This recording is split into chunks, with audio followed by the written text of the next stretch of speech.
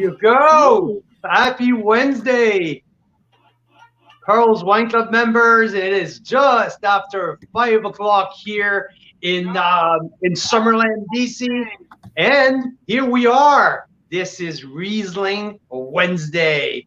I am thrilled. I'm excited. I am absolutely beyond myself because tonight we are hosting and one of my absolute favorite person in the wine biz, Sue-Ann Staff's going to be with me in a few minutes time, probably 10-minute times, and we're going to talk Riesling because I think that you guys received an email in the last couple minutes saying that we have released, well, not we, but Sue-Ann has released to Carl's Wine Club members some library diamond. Mira Boucher, good freaking evening. Good evening. Good evening. It has been a heck of a week. You're telling me.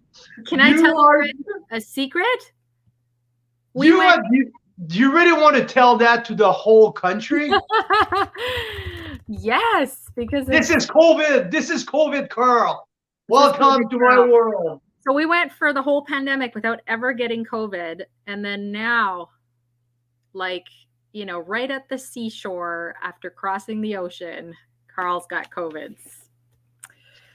I do. And the funny part of that, it's no one else got it in the whole house. Yeah. So go figure it out. Go tell me how that whole thing works. I don't know. But yes, this is COVID, Carl. I'm on day 3. Not feeling so bad. Not sleeping so well. Not feeling great. But here I am. I did my hair. And I put the scarf on. And here I am. So it took me a couple minutes to get ready. And I'm here because I've been talking with Sue-Ann the last couple of days. And you know what? It was in the plan, but not as spectacular as she put it. And what we have to offer tonight, it is just so thrilling and so exciting. Yes, it is very exciting. So, when you had one of those weeks and Carl gets COVID and we just moved, so there's boxes everywhere. And I was like, Carl, we need to open a really good bottle of wine tonight and relax. Because it's Wine Wednesday. And that's why we love you guys, because every week we have this opportunity to just take a break from everything and hang out with you guys. It's the best. It is. So what did we open? What's in your glass, Mira? Well, let me tell people, because now you told everyone that I have COVID, so I can tell the country what that I put in your glass. If you guys remember January, when we released our top 10 wine of the year, this was part of the top 10. This is Robert's Block 2018 from Sue-Ann, my top Riesling of the year. So here we are, 94 points wine. That's what's in your glass, Mira Boucher. Yeah. Can you hear the alarm of your phone? So I'm going to go. Yeah, I'm gonna go stop it. I'll be back. Because I need to get my wine too. It's probably with my wine. Yeah. So my phone had this alarm that was set so that I would check the tortilla that is in the oven, and so that's why Carl should have let me go get it, because I need to check on the tortilla. Mike, you're drinking a 2017 Hillside Syrah, pretty damn good. 17 Syrah from the Okanagan. I am learning that was an epic vintage, epic year. Yeah, thanks, Vicky. Hope things are mild and stay that way for a quick recovery. For sure. Poor guy has to wear a mask when he comes into this room. Thank you.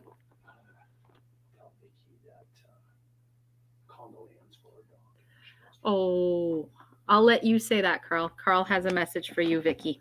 And from me too. We're really sorry to hear about your doggy. So, condolences. Tough. And thank you. Took my mask off. Hey, Vicky, you're here. So, yeah, I know that you're going through a tough week as well. So, all the love sending your way, Vicky. I know that you had to put your little doggy down. So, I saw your post. All the love going your way. Hope you are feeling good, about as good as possible. And hopefully, you have something good in your glass today. Maybe just Yeah, like Mira is going it to has help. been a tough couple days. I think this week everyone is also annoyed about the weather. There's lots of difficult things going on, and then it would be really nice to just see some summer, wouldn't it? So, Just yeah. climbing up these stairs just get me a. Oh no. Yeah. So, Yeah, need it's my real. mask. This is why we avoided this thing like for 2 years. There you go. There you go. But the nose of that wine is just hey, okay. But some stuff with COVID, people said that they lose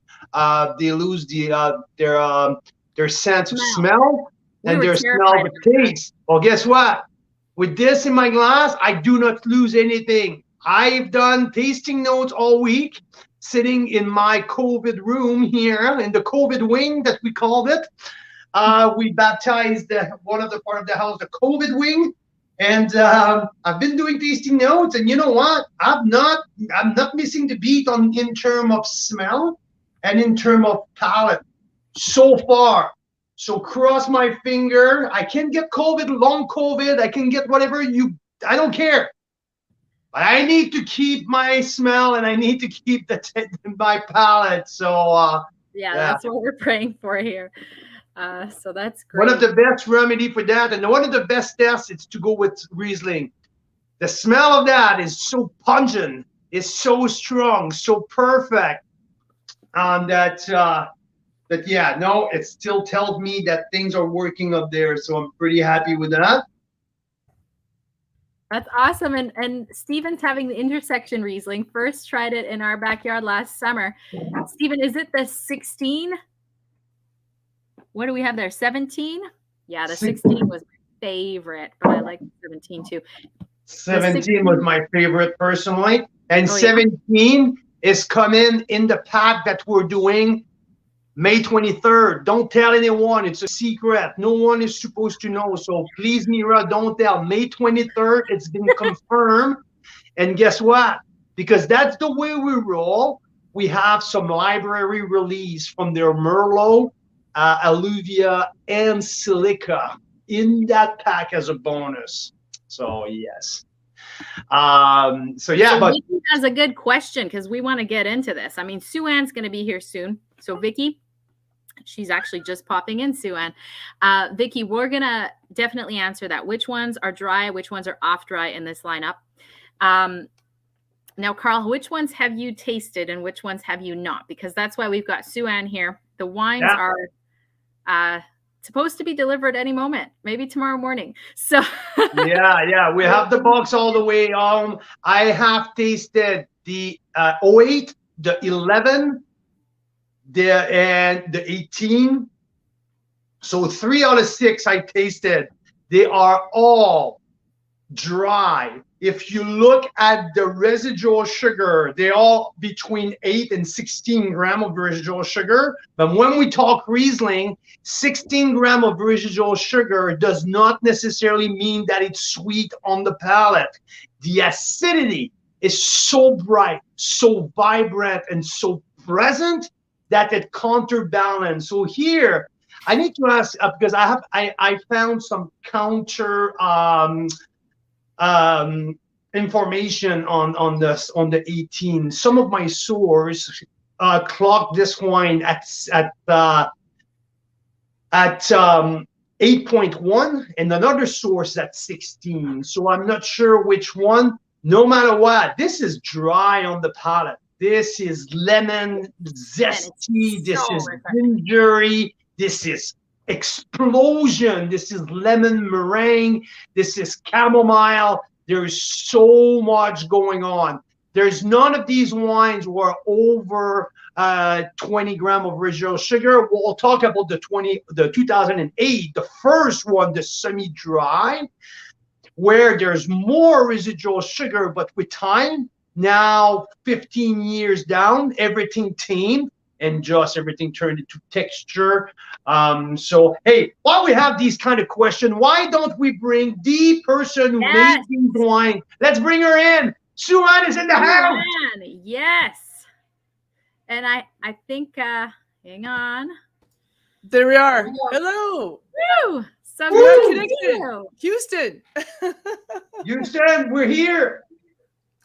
We don't have a Excellent. problem. Well, we have a very good problem. We have like way too much amazing Sue-Ann Staff Rieslings to chat about. It's awesome.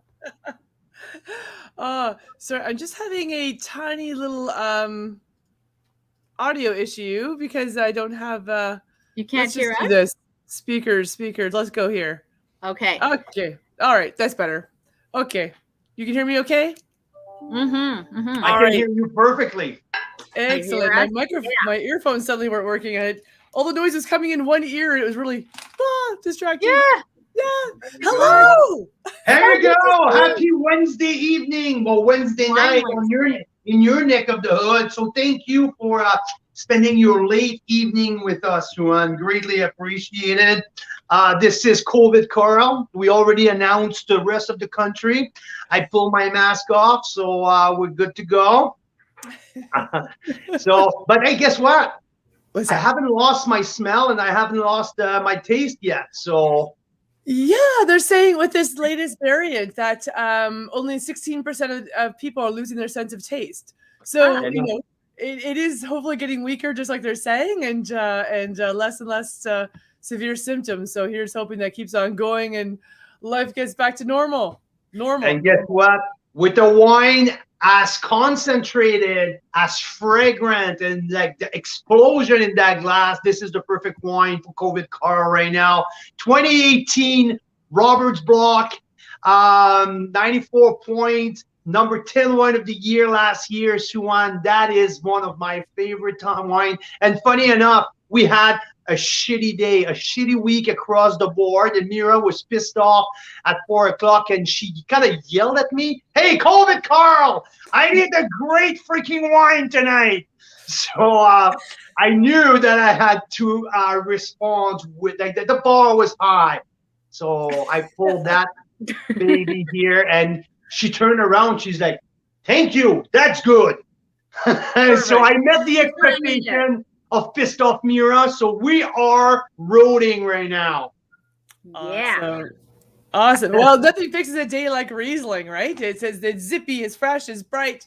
And, I was asked once upon a time, what if I could be any grape, what would I be? And I said Riesling because of the multiple personalities that Riesling have. So when you're in the worst of moods, when you're acidic and edgy and right to the times when you're vibrant or sweet and succulent, that's all Riesling. Riesling is the most versatile grape in the world. So all those multiple personalities that we express at times can all be matched up with the perfect Riesling. So, So Sue-Ann, thank you so much for joining us, because we have it's not the first time you've been with us many times now. You're one of our crowd's favorite. And who doesn't like Sue-Ann? Who doesn't like spending time listening to Sue-Ann? Nobody. You are a rock star. So thanks for joining us. There's so many questions that we have for you regarding Riesling. Riesling is that kind of grape where I love or I don't, right? There's like a little bit also like the Chardonnay, right? I love Chard or I don't like Chard at all. So Riesling is a kind of a grape, really polarizing. What I want to know is how early on in your career that you knew that it was something that you're going to work with and that's going to be your thing. I always had a real love and affection for Riesling. I just didn't really have the opportunity, I think, earlier in my career to really express it. That, my formal training was from Australia. Yes, there are pockets of Australia that make really great Riesling, but not everywhere I was. And then, fast forward to my training and further career development in Canada, I was in Niagara on the Lake, and there's just something a little bit different about Rieslings from Niagara on the Lake versus Rieslings from the bench here, that in Niagara on the Lake, there's lots of deep sand pockets, and it's just that little bit warmer there. as opposed to up here on the Niagara Escarpment, where my family's property is, where we have that limestone rock, the clay soils, a little cooler climate as well, far better for more consistent and more expressive Riesling. So I was super excited to get back home in 2008 and really focus on Riesling finally in my career. So I was making wine from 2008 onwards for myself and for Megalomaniac. And so even that was fun to see the different Rieslings from the Megalomaniac property to here, and plus the properties in between from my, I won't say competitors, because in the wine industry, I don't look at anybody as being my competitor, but so those neighboring properties. But seeing the Nadia's vineyard from Flat Rock right next door to us, or the St. Urban's vineyard from Vineland Estates, or the CSV Rieslings from Cave Springs, and really getting into the different properties and the different styles and characteristics from each one of them, each one being super spectacular, of course. So it's been fun. Talk about controversy. This past weekend, I referred to Chardonnay as being a weed. It can grow anywhere, just like a dandelion. But Riesling, however, you have to find those perfect pockets to grow it perfectly. Absolutely. This is, and you know what? Early on in my career, I fell in love with Alsace. I thought that the wines from Alsace had a texture and it had a burst of minerality that I couldn't find anywhere else. And I think it came back only when I dug deeper into my early passion of Riesling with Ontario. And I kind of connect some of the dots. Obviously, there's a world of difference between the two terroirs, but some of the Ontario creation sometimes connect me with my early passion for Alsace. Yeah. I typically use my Pinot Gris, Pinot Grigio to tap into my love of Alsace as well. You're looking for a bit more heat, a little more extract, a little more intensity and body. And the Rieslings, I guess I've really focused on the more Mosel style with them, going for elegance and delicacy, lower alcohol, that mineral, steely, flinty note that classic Rieslings carry. Pinot Gris, I've played around with that one a little bit with the cooler years, making it in a northern Italian style like Pinot Grigio, light, fresh, easy, and crisp, versus warmer vintages, making it more Alsatian with more body, more texture, more alcohol, some wood, some malolactic fermentation, and really play that way. Because I do love Alsace, both to drink and to visit. And the food out there, Strasbourg is one of the most, like, there's the most three Michelin star restaurant per capita. So Strasbourg, pretty cool place to swing by, that's for sure. It was the first French town that I visited, and it was just spectacular. So I'm not sure. Well, so now I'm not sure. Was it my first French town? Hence the impression that was just so everlasting and classic and gorgeous, or is it just the fact that it's absolutely stunning and it's probably? Hey, there's something who comes up all the time when we talk about Riesling, and it's about sweetness, right? Mm-hmm. Often we hear, someone sees 16 grams of residual sugar. It's like, oh my God, this wine must be sweet. So I would like to take a couple minutes here and let's reassure people. Let's explain and let's chat a little bit about residual sugar versus acidity versus what to expect on the palate. Mm-hmm. That's why almost in Riesling, I actually don't like to talk about the residual sugar, because I think often we get caught up in the numbers as opposed to getting caught up in the context of it. And you nail it right on there with Carl saying, that you can't talk sweetness without talking about acidity. So they both have to be in balance. They have to be in check with each other. So, in the case of Riesling, I came back to the most expressive, amazing Riesling I've ever tasted, and it was 55 grams per liter residual sugar. And there's not a chance in 100 million years I ever would have guessed that wine at being 55 grams per liter residual sugar, because the acidity had to have been, I don't know, because I didn't make that particular wine, but it had to have been 10 grams per liter of acidity. So It's about the ratio. So in my case, a lot of these Roberts Block Rieslings are made at about like 8 to 14, 15, 16 grams per residual sugar. But the acidity is also quite high for wines. So I'd say anywhere from 7.8 grams per liter, that would be quite low, anywhere up to like 8.5 grams per liter of acidity. So you can't have one without the other. And Riesling, it's a battle I'd have often as well with some of my cellar staff or assistant winemakers that were like, like, no, Sue-Ann, let's bottle this Riesling with no residual sugar to it, and it's perfect the way it is. I'm like, okay, no problem. Let's try it your way. Take a bottle from the tank. Like, just go and decant it off. Take a bottle home with you tonight, bone dry from the tank, and have it with dinner. And tell me how it feels. And by the way, nobody should be bottling a bottle of wine without having it for dinner beforehand. As a winemaker, is one of my tricks. So, yeah. Well, that's part of our problem too. But anyway, but yeah. So go home, have that bone dry Riesling, drink it, like drink a glass, and come back tomorrow and tell me how it is. And inevitably, they always come back going, yeah, because without the sweetness, it really is enamel removing on the palate, and there's just a unsettled feeling in the stomach as well. Like, you have to have a little bit of sweetness with it to make it enjoyable. I think balance. I think for me, when we talk about Riesling, there's one key word. It's balance. That word is the key in all of the description. In all of the chemical equation, it's about balance. Mm-hmm. No, very true. And so I make several different Rieslings every year. The one I make absolutely every single year, if it's a good year, is Riesling Loved by Lou. It's a semi-dry style. And so in that case, I make that Riesling more for the market. And yes, that's it there, Riesling Loved by Lou, perfect, named after my grandmother, Lula. And she's the one that taught me how to do all the handwork in the vineyard, all the pruning and tying and thinning. And so that one is inevitably about 18 to about 24 grams per liter residual sugar.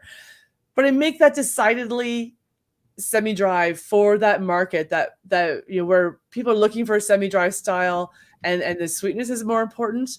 But the Roberts Block Riesling, I never bottle that wine with a preconceived thought about how much sweetness it needs. I let the wine tell me, and I often try to nail it as well during the fermentation as well. So as the wine is fermenting and the sugar is clicking down in the tank, towards the end of the fermentation, we really chill it down so it is going quite slowly, and we can stop the fermentation by throwing the cooling on 100% to stop it where the sweetness matches nicely with the flavor and the alcohol and the acidity, and it all just kind of ends up as a nice perfect box, or a nice perfect triangle, or however you want to think of it. So. Okay, maybe this is not a question that I should ask because there is no answer to that, but is there a number that you look, because now you know your Roberts Block. You've been producing the wine in good vintage since 2008, let's say, not all under Roberts Block, but you know that piece of land, you know that terroir like your back pocket. So knowing the effect of Mother Nature in these very specific vintage, when you're in the tank and like you say, the temperature goes down and everything is slowing down, is there a number of RS that you're looking for? Say, we're going to stop it there, or you don't want to see the number, you're just waiting for the palate, just the taste? Yeah, I'm just checking on, I'm just really working on the palate, working on the taste, because it's always tough to get an accurate number anyway. Like, that's really what I wanted. Just because when there's so much carbon dioxide in the wine, it skews the results anyway. And really when it comes down to it is about taste. And that's one of the beautiful parts about wine, is you get to use both of your brains, in a sense, your scientific brain, where you're about the numbers.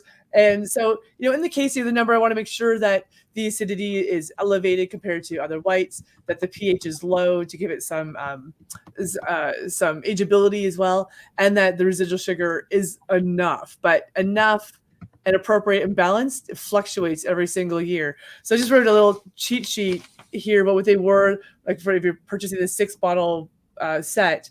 The number of sweetness, it ranges anywhere from the low end is 10.9 grams per liter residual sugar, and the highest is 16.2%. Sorry, not percent. Grams per liter. So yeah. So between 8 and 16. So yeah, and actually we were chatting, Sue-Ann, before, like last week, we were saying maybe we should do a little chart up for people just so it's easy to compare. Yeah, and so if you have that. I made a little one. I'm trying to figure out what I should put on it though. Snap me a picture. What's that? I'm trying to figure out what else I should put on it. I've got little charts. I have alcohol, residual sugar, cellar potential, I think, from this point onwards, and what the vintage was like. And cool. I do have some other pH numbers I can slide in there too. And well, I don't know that much about the pH, but we can add them in for those of you that are curious about that stuff. But yeah, I think it's just kind of cool to see. So if you have that, just snap me a picture, and maybe tomorrow I can put a little graphic together so that everyone can take a peek. Sounds perfect. I think it's all about like where intuition meets science, the number meets the intuition, the gut feeling of the winemaker. That's how, to me, Riesling is, and that's why every year, like you said, Sue-Ann, there's not a number that you're looking for. It's the gut feeling. What Mother Nature gave me. What's the date that we picked, and that the projection that you're having, like when you taste the tank sample, that grape is becoming so fascinating to me. That's fantastic. Now we're talking about some outstanding vintage, because Robert's Block is made exclusively in great vintage. So what is a great vintage for Riesling? Is it something with bright, shiny sun? Is it something with a little bit, a little colder vintage to preserve the acidity? What would you describe a great Riesling vintage in terms of Sue-Ann's production? So marketing, Sue-Ann says, well, it's always a good year. Yeah. But the reality is, we know that's not the case. So there's two things with the Riesling that really dictate what happens, and one is the heat. And so in those really hot years, like 2020, for instance, it was tough to make a Germanic style sensational Riesling just because the heat was just so warm, right? So in the case of 2020 or 2012, for instance, I didn't make a Robert's Block in those years because that was really warm. There are some other warm years I did make Robert's Block Riesling, such as 2016. But in that case of the warmer year, you really have to watch the acidity, because as the sugar is going up, as it's ripening on the vine, the acidity is coming down. To make classic Rieslings like this, you just have to have that acidity, right? And so if you can nail it where you can get it harvest it early enough before that acidity declines, then you can nail it as far as the flavor. But classically, and if I understand correctly, though, you need each unit early on to develop the phenolic component and pick early. As now to preserve the acidity. Is it the idea for a great vintage? Right. And so you want to make sure you're not burning off in those warmer years all those beautiful aromatics that make Riesling so sensational, right? And so I think it's classically why the best Rieslings come from cooler years like 2008, 2011, 2014, 2019. They were a little bit cooler. And so those ones, it was kind of like almost like a no-brainer in a sense that like this is a beautiful Riesling year. So I almost think of it as the opposite years of Cabernet Franc, and one of those reasons why as a winery I grow both Cabernet Franc and Riesling. So in those hot years like 2020 and 2012, the Cabernet Franc is a star of the show, while the cooler years like 2011, 2014 is the Riesling. So and then, you can go to a year like 2021 where it was just plain challenging for everything. It didn't really matter. There will not be a Riesling Robert's Block from 2021. We just had so much precipitation. While it was cool, which is perfect for acidity, we also had so much precipitation that it both diluted the acidity and diluted the flavors. And so we'll be making other wines with that, other brands of that wine this year. It will not go into Robert's Black because of the last vintage. So I also not expecting to see a chestnut tree from the Cap Franc in 2021 either. Or did you salvage a couple barrel to make a special cuvee? No. No. 2021. I'm just glad what I have is lovely. They're nice, solid wines. But is there anything that's going to win any awards or win my heart? By the way, no. They'll be great wines for other brands and years. There's some years we just have to forget. So it was tough to forget it because now that we're getting into the spring, working back in the vineyards and out there in a tractor, hence why I look a little disheveled today. I was checking one of the tractors and getting ready for a cruise to show up. Yeah, looking at those vineyards, how rutted up they got from harvesting, that big machinery in the vineyards when it rains so much was just so challenging. So we have a lot of work ahead of us this spring to get them back into shipshape condition. I love farmer Sue-Ann, that's for sure. The fancy farm girl. That fancy farm girl. Here you go. Fancy farm girl. I earned it every day. Oh, that's that title for is sure. so authentic. You do. Hey, there's a couple of vintages that I want to talk about in specific. 2008, because we tasted it recently, and I'm just like spending half my day outside on the porch waiting for my delivery guys. So, so this wine was so special. Yes, you got it. That this year, for our varietal days, that the Riesling day was the most prolific of all that we've done so far. We had over 35 wines in that varietal day, the most that we had in any of the varietal days. And this wine came on top by a wide margin. And it's not only me, because the day after I had a panel of people joining me just to make sure that it was not just me being in my little bubble and just overthinking. No, and everyone had that wine first on their ballot, and again by a wide margin. So obviously it's not fair sometimes to put a well-aged wine side by side with a brand new release, right? Especially with Riesling, when these wines age so well.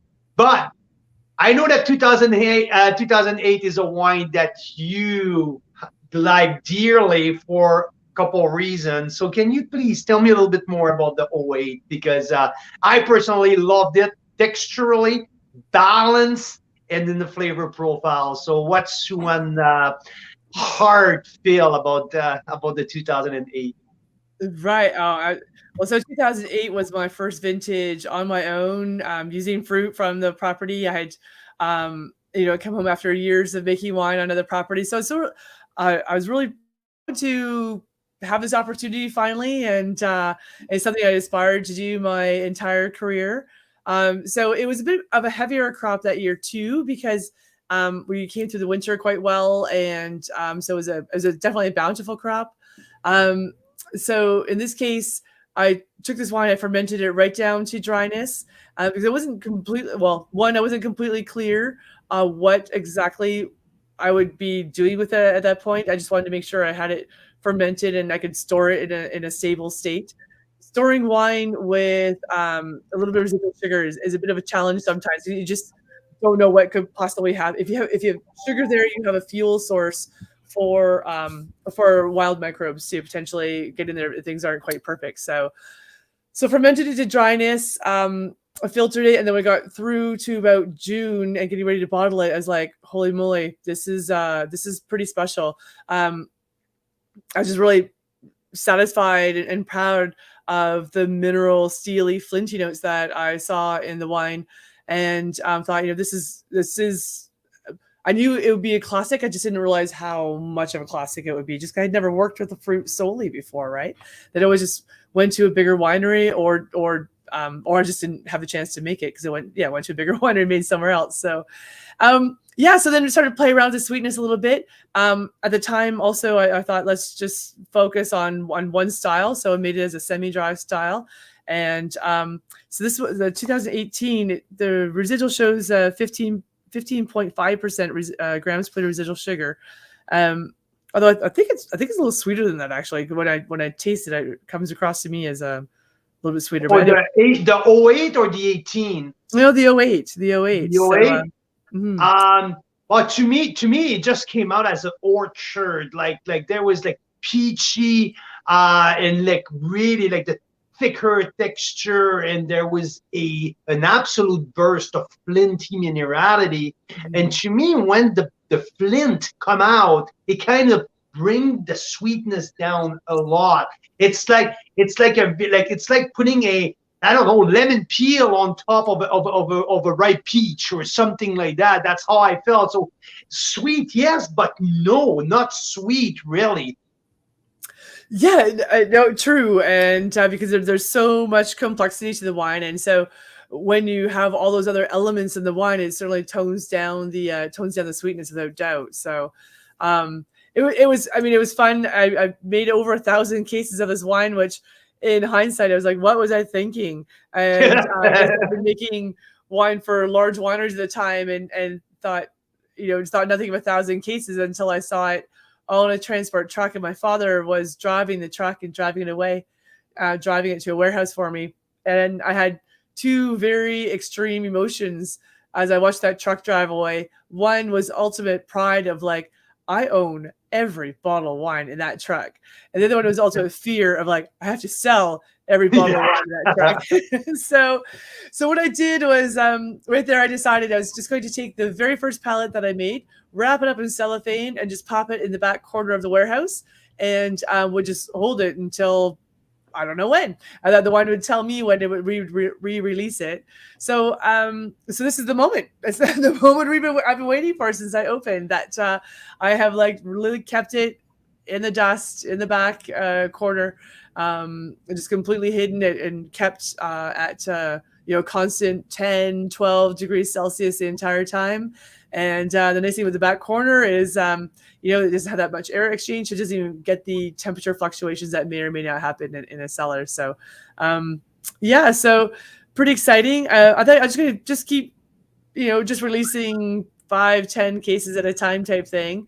And then because I think it has at least 5 more years of ageability to it. And that's what's, like there's not many white wines that have this age ability that so often they just go dry or go toasty or overly nutty or overly like hay or straw like that you lose. Or too waxy or something like that. No, this wine has kept this balance of fruit and acidity. Like, okay, tell me please, in your wildest dream, after that year when your dad drove the truck back and you had that pride and that fear, did you ever thought that wine will stay straight and age perfectly like that for over 15 years? Was it your thought, or you just can't believe it?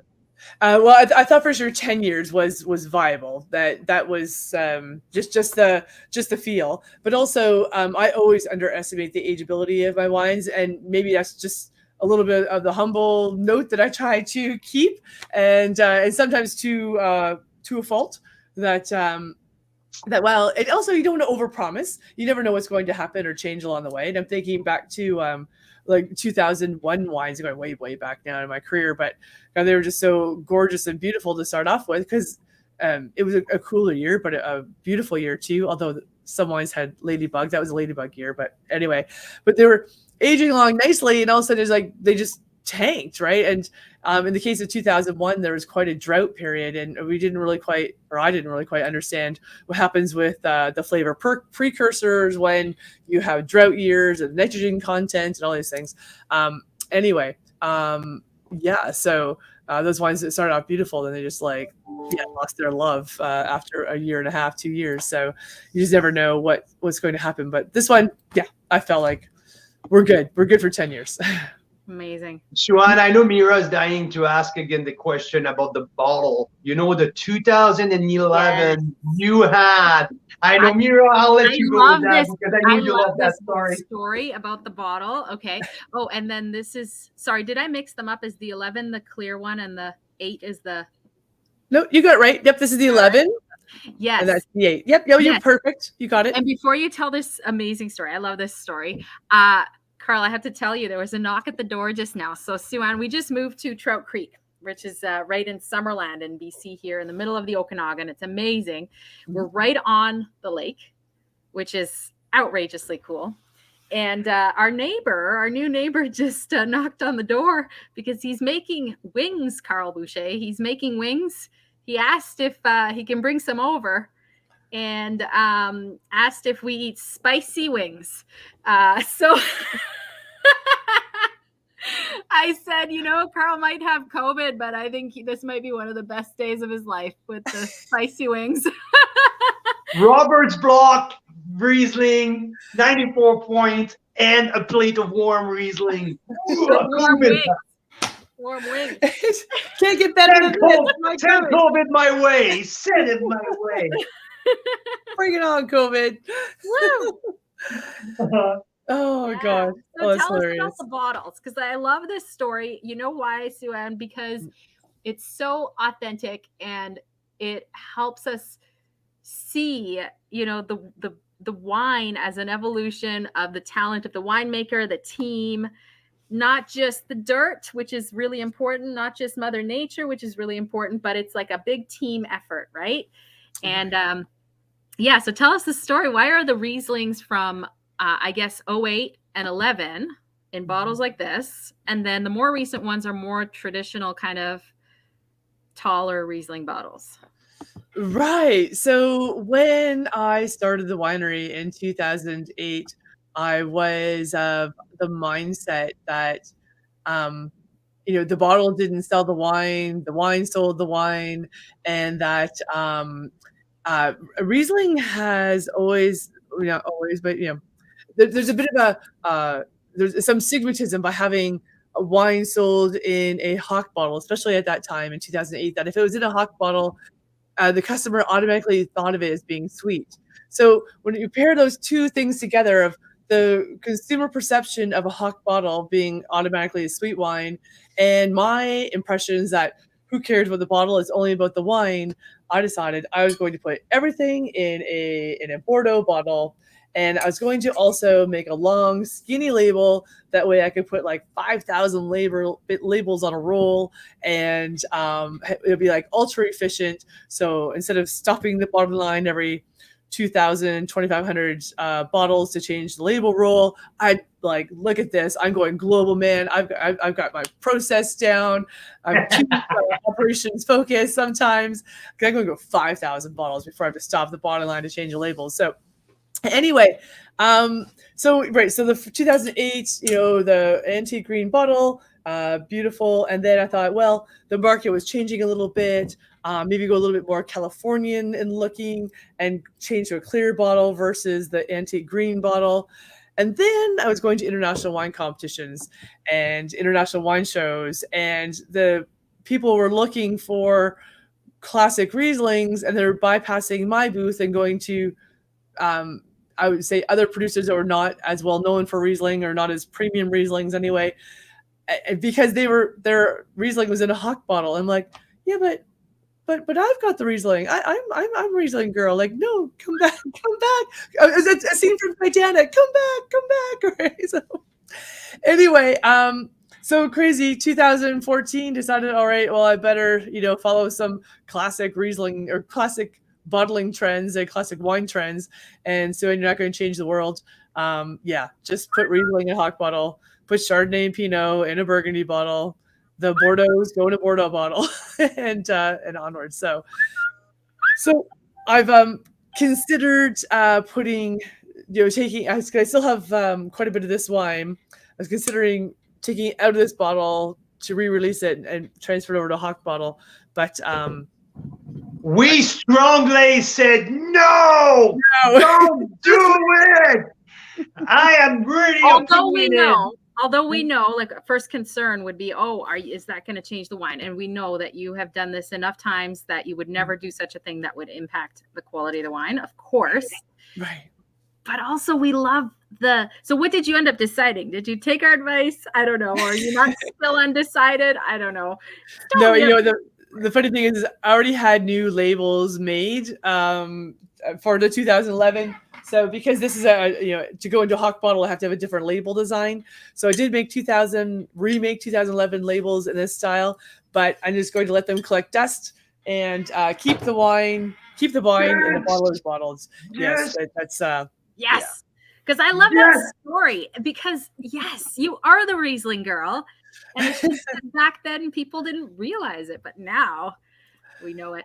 All right. Arthur's asking a really good question regarding library wines for future release. Do you open bottles to watch its evolution to know when to release? And my question is also, do you invite people to try that with you? Well, it's fun. So I do tastings every now and then. So when I do open them, I try to make sure I do include people with me.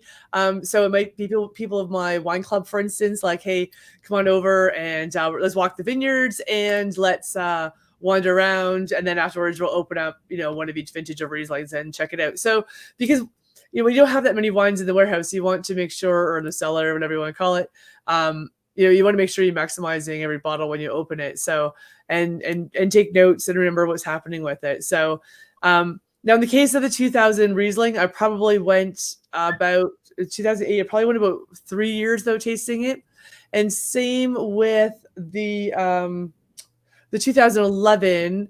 I opened it in 2019, and I had not opened one for at least three years actually. So, that sometimes you just know that it's aging well, and there's only so much a girl can drink sometimes too, right? Like, I mean, my liver is functional, but there has a limit. Hey, Sue-Ann, we'll be there June 20th. You know that, like the 20th to the 30th.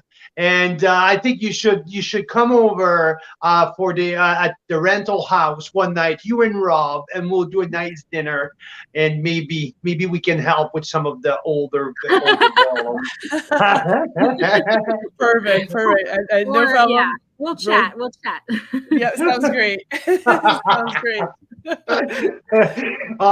So yeah, no, I love that 2011. I had the chance to try it at Riesling Day as well. I rated it 92 points personally, and it still has a zip in that wine. Oh, like this one is zingy, zippy, citrusy.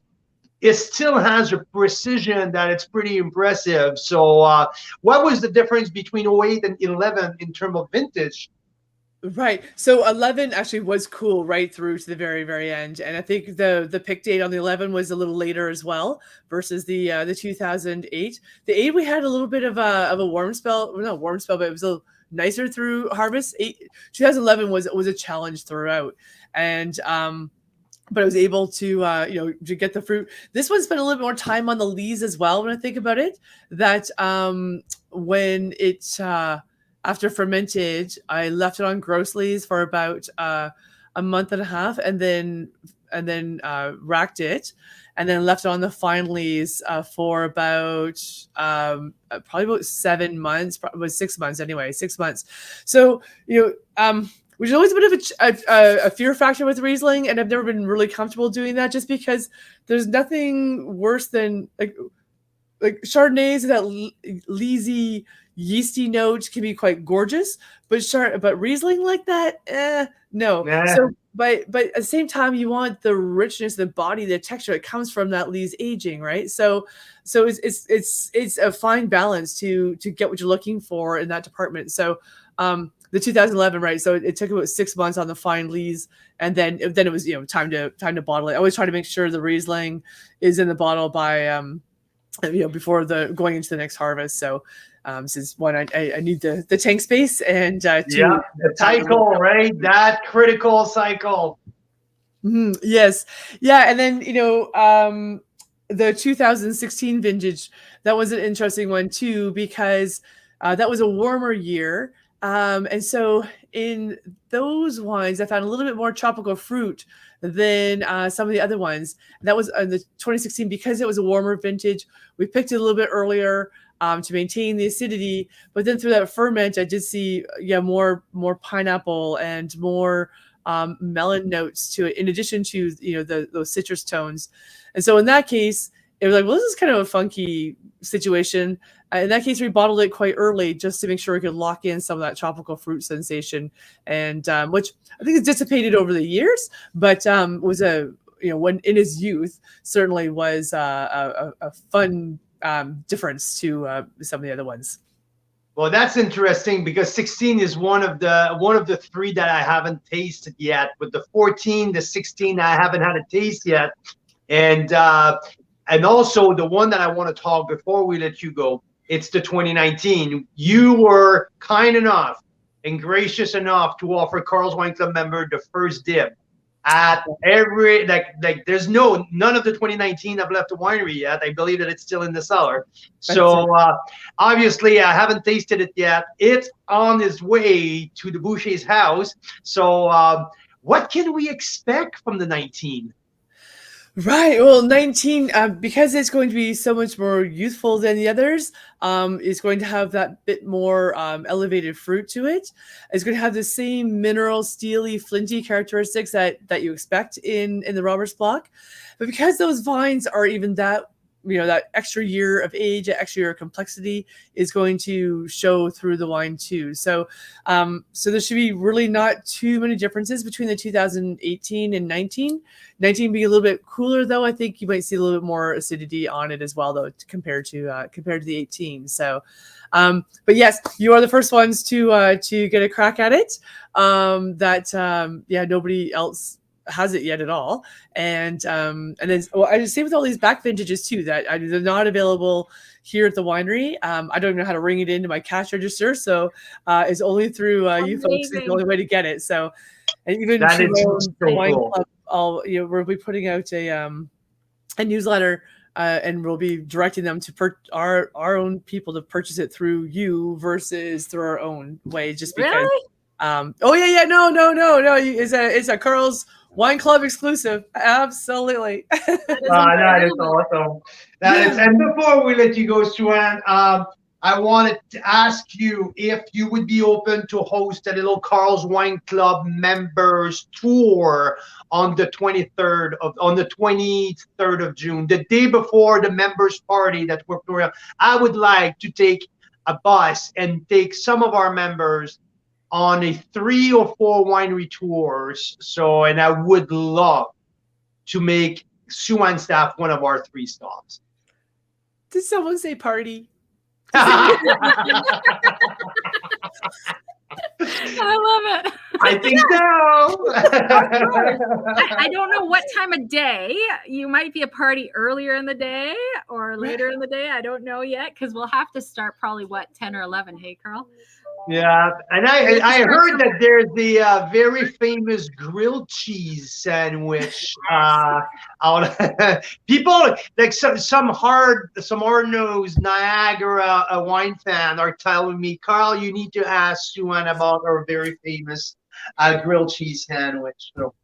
I'll write the date down, and I'll write down grilled cheese. And so here's what we're going to do: your tour will have the.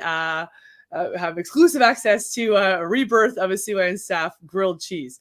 And we'll get my mother on the grill as well, because she's the grilled meister. So yes, we're famous for our grilled cheese sandwiches. I always serve them in conjunction with the Riesling loved by Lou every November during what's called Wrapped Up in the Valley. It was this really fantastic thing that, a passport program, Discovery Pass, that happened pre-COVID days. And we were famous for the grilled cheese, and I changed it up every single year using different cheeses, different stuffings in the middle, like Granny Smith apples and roasted red peppers, and like a sweet pickle, things like that. And on top, different toppings. So like pureed figs and oh my God, onion marmalade and all kinds of different types of pineapple. So the 2016, I was talking about the tropical fruit sensations with it. That one we used like a pineapple marmalade on top with roasted red peppers in the middle, smoked provolone cheese, and always a good quality piece of mozzarella from. Mira, start the car. Start the car. Pack the kids. But we're on our way. I think we need an airplane, but yes. Yeah. And then the trick to all of them was the good quality piece of mozzarella. And then on the butter on the outside, we do a dusting of Parmesan cheese on the outside. So it'd be the Parmesan cheese as in contact with the grill, not the butter. And so you got this other extra little nutty, super salty note from that too, paired off with the sweetness and the acidity of the wine. Oh my God, so good. Darn it.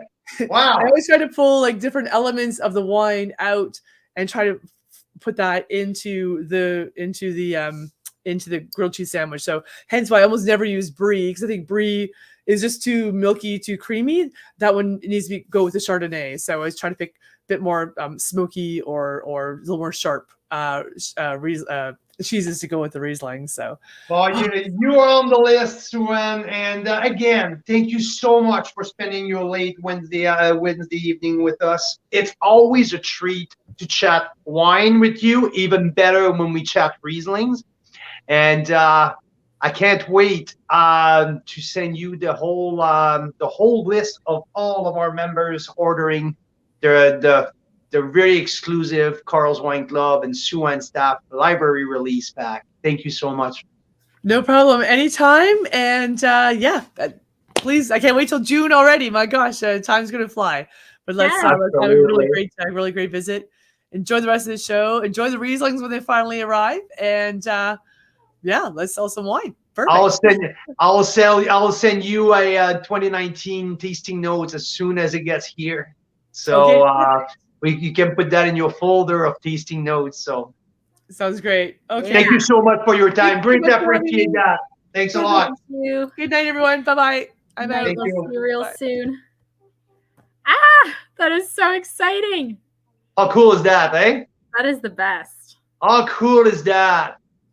Yeah, I love her. She's an absolute firecracker. She is so filled with energy and her passion and the knowledge for the land, the knowledge for the grape. Yeah. So I love her as a leader. We see so many different wineries, guys. Like every week almost we're working with a different winery. So we see the inner workings, we see the culture, and Sue-Ann is so approachable and so real. And we love that. We love that. Absolutely. And it's not like she's running a two-man show. Like I think she's got a pretty substantial team now, because they've been doing this for quite a while, and she's making a lot of wine, and she's still managing to be a really real, authentic, gracious leader. Approachable. You just mentioned it. Approachable, right? Oh no, I always enjoy every single minute of our conversations. She is absolutely wonderful. And the wines I have tasted so far, the 2008, it's still wonderfully balanced. One of the top wine that I've tasted in the last 3 years. 95 points. Carl's Wine Club, top Riesling of Riesling Day. The 2011, colder, sharp vintage, precise, still zippy, lemony, 92 points, Carl's Wine Club. The 2018, what's in our glass tonight, that's that wonderful reflection of the Niagara terroir. And 2018, 94 points, Carl's Wine Club, top 10 wine of the year. And to me, that was my top Riesling that year. And so that's the 3 that I've tasted so far. On the way, 14, 16, and 19. So all in that, they're all available in the email that you just received in like an hour ago. So you can make it. I think as soon as we get these other 3, we should either go live and taste them live, or send a note about our immediate thoughts for those that are curious, hey? Sure, absolutely. 100%. 100%. So what's our thought for dinner? Oh yeah, we have a chicken pot pie in the oven. So yeah. Amazing. Can't wait. And our new neighbor said he might be bringing over some of the wings he's making on the barbecue. Oh my God. So I can't wait for that as well. It's just like such a great show. She just, okay, this is COVID Carl. I did not look like that an hour and 6 minutes ago. I was a little beat up. It took me everything to do my hair and show up on the screen. She just cranked me up. She just like filled me up with energy. Just like, yeah, she's just like you, Mira Boucher. So, yeah, awesome. Wow, what a great show. I think she's just like you because you're pretty sparky guy. Given you have COVID, you're still pretty upbeat, which is why I love you. Hey, you're the best down there. I'm gonna go fill you up with. I'm gonna go fill up your glasses because you deserve a big refill. Oh my God, yes. Let me pour There's you one here. drop. So I'm coming with the bottle downstairs. We also have a bottle that Love by Lou. Maybe we can try another, maybe another version. Yeah, she was saying, I love that story of her grandma teaching her like how to prune and tuck and do all the stuff with the wine. She's stayed connected with her family roots, and every time we talk to her, there's always some family stories. When she talk about for like older vintage or whatever it is, there's always some family reference to it. So you just mentioned authentic, approachable. Like this is all Sue-Ann. So yeah, grateful to have her on our side and developing that great relationship with such a great winemaker. So wow. Yay. Awesome. Well, thank you guys so much. Check out the flash feature before it's gone. We only have a certain amount allocated to us, and then we don't know when she will reopen the vault again. Hopefully, though, for our visit in June potentially.